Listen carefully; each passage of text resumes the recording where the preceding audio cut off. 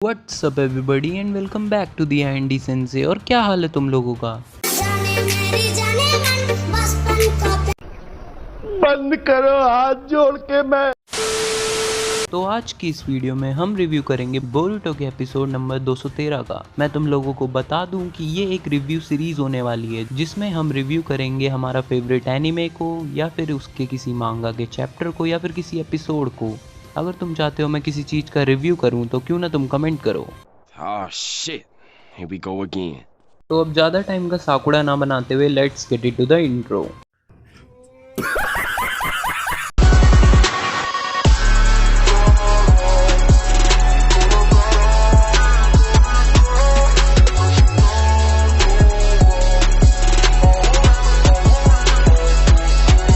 तो शुरुआत होती है पिछले एपिसोड के आधे में से। आखिर इन्हें एपिसोड के 18 मिनट जो पूरे करने हैं, अब चाहिए उसमें हमें 10 साल पुराना दिखाएं या 20 साल पुराना। So getting to the main point, episode का नाम है ट्रू आइडेंटिटी। तो अब कुछ लोग सोचेंगे कि भाई इसमें तो हमें काशिन कोजी की आइडेंटिटी के बारे में पता चलेगा, बट इतनी जल्दी कंक्लूजन पे मत पहुंचा करो यार। तो एपिसोड में एक तरफ बोरुतो का मास्टरमाइंड यानी आमाडो और नारुतो बैठ रखे होते हैं और एक तरफ जिगेन और काशिन कोजी। वेट, जिगेन और काशिन कोजी साथ में बैठे हुए हैं। अबे काशिन कोजी बैठा क्यों हुआ है? चाय पीने आया है क्या?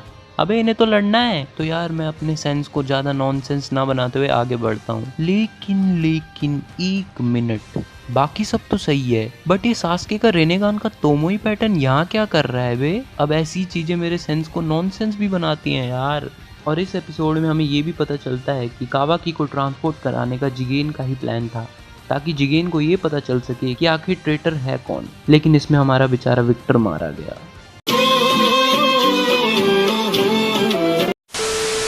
तो अब getting to the fight scene, जब काशिन कोजी जिगेन को बोलता है कि अब तो तू गया गोरिया,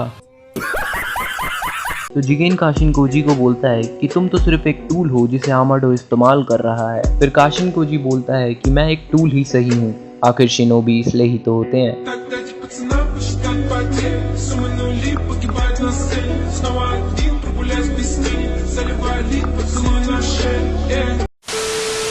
और इसके बाद Kashin Koji fire style flame bomb से हमला करता है और फिर जिगेन भी क्या कम है, एक सेकंड में कारमा से काशिन कोजी के अटैक को अब्सॉर्ब करता है। फिर काशिन कोजी दोबारा फ्लेम बॉम्ब से हमला करता है और इस बार साथ ही टोड ऑयल से भी हमला करता है। और ये सब देखने के बाद नारुतो हैरान, मतलब तुम खुद ही सुनो। ये होता है एक असली स्टूडेंट, ये होता है एक असली स्टूडेंट जो अपने मास्टर को मास्क में भी पहचान ले। शर्म करो, भगवान से डरो, भोसड़ी वालों, भगवान से डरो। मजाक कर रहा हूँ, ये मत समझना कि काशिन कोजी जिरा है। और बाकी इस एपिसोड में क्या नहीं पता चला हमें कि ओत्सुत्सुकी कौन है, कहाँ से आए हैं, इनका मोटिव क्या है, और कारमा के बारे में भी सब यहाँ आमाडो ने एक्सप्लेन कर दिया। यहाँ तक कि डिवाइन ट्री और 10 टेल्स को भी एक्सप्लेन किया। और इस एपिसोड में हमें ये भी पता चलता है कि जिगेन एक ओत्सुत्सुकी नहीं है, जिगेन बस एक मॉन्क था।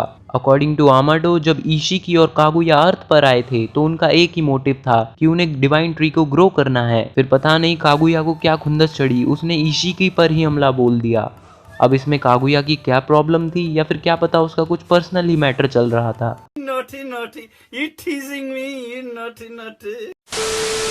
और इस एपिसोड में हमें जिगेन का एक सीक्रेट मूव के बारे में भी पता चलता है जिसका नाम आगे से जुजुत्सु काइसन की सुकुना से और पीछे का नाम सुकुना की राइमिंग यानी हिकुना, दोनों मिलकर बने सुकुना हिकुना।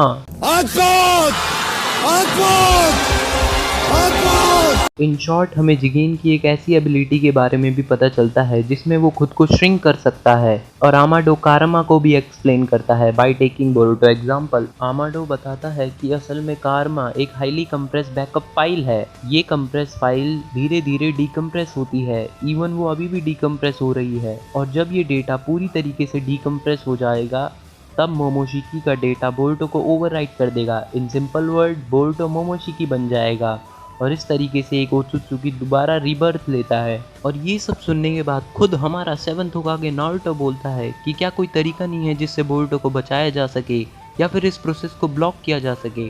तो आमाडो कहता है जितना मुझे पता है ऐसा कोई तरीका नहीं है, लेकिन हम मोमोशिकी को रीबर्थ लेने से रोक सकते हैं।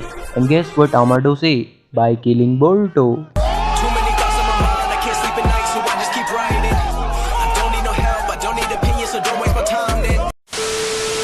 मतलब आमाडो सीधा नारुतो के मुंह पे बोल देता है कि तुम बोरुतो को मार दो। और एक टाइम के लिए यार मुझे भी बोरुतो के लिए बहुत बुरा लगता होता है। और लगी क्यों नहीं, आखिर क्या गलती थी बोरुतो की? बस एक बड़ा सा गोला उसने मोमो के ही मुंह पे तो मारा था। और तुम लोगों को कारमा के बारे में तो पता ही होगा, जो कि किसी भी निंजुत्सु को एब्जॉर्ब कर सकता है। जिस तरीके से जिगेन काशिन कोजी के अटैक को भी एब्जॉर्ब कर रहा था। इस बार काशिन कोजी ने दिमाग लड़ाया, इस बार उसने निंजुत्सु का इस्तेमाल नहीं किया। तो तुम्हें क्या लगा, उसने सेज मोड का इस्तेमाल किया होगा? नहीं, जब काम ना आई निंजुत्सु वाली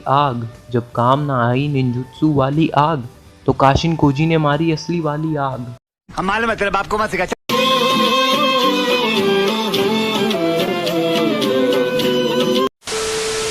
आमाडो बोलता है कि जिगेन की बॉडी इशिकी ओत्सुत्सुकी के लिए सही नहीं है, इसलिए हमें उसे कावाकी की बॉडी में जिंदा होने से रोकना पड़ेगा, क्योंकि अगर ऐसा हुआ तो हम उसे नहीं रोक पाएंगे।